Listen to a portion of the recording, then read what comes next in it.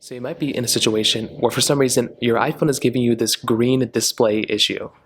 Now, if this is a hardware issue defect, meaning that your iPhone has a green display because you dropped it or something like that, well then you're going to have to send your iPhone into repair by Apple. So keep that in mind. There's not really too many other options you kind of have from that particular perspective.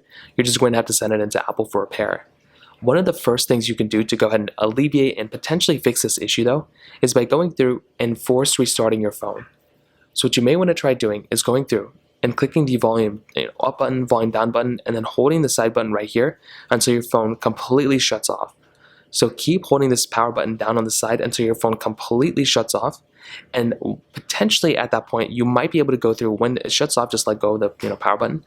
When it shuts off, you might be able to go through and literally just wait until your phone completely powers back on.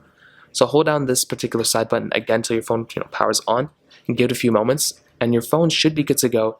And you might want to see if that ends up fixing the problem. If it fixes it, then it was just a weird glitch. If it still doesn't fix it though, you may want to try doing it again. So try going through that panel and try seeing if that ends up fixing it. Another thing you can try doing too, I've seen a couple people do it, is to press the sides of your display.